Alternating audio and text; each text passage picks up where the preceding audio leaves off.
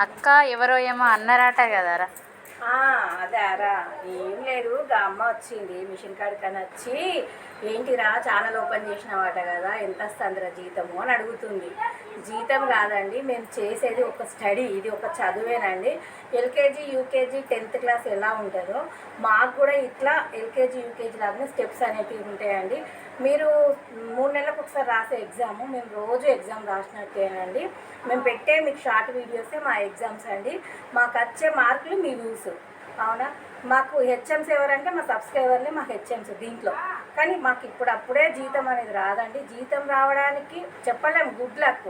వస్తే సంవత్సరానికి రావచ్చు, వస్తే 6 నెలలకు రావచ్చు, లేకుంటే 2 సంవత్సరాలు పట్టవచ్చు, ఒక్కొక్కరికి 3 సంవత్సరాలు కూడా పడుతుందండి. ఇంకా జీతం రావాలంటే జీతం అనేది కాదండి, మనం చేసే వీడియోలను బట్టి, మన ప్రమోషన్స్ బట్టి మనకు మనీ అనేది వస్తుంది. అంత తొందరగా మాత్రం ఇదైతే ఇందులో డబ్బులు అయితే రావండి.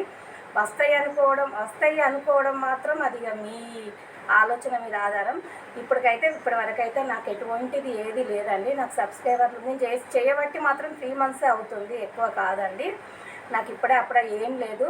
నాకు వస్తే గిట్లా ఫస్ట్ మీతోటే షేర్ చేసుకుంటా, నా సబ్స్క్రైబర్లతోటి, నా యూట్యూబ్ ఫ్యామిలీతోటే నాకు వచ్చే అమౌంట్ని షేర్ చేసుకుంటానండి. ఎంజాయ్ వాళ్ళతోటే చేస్తాను.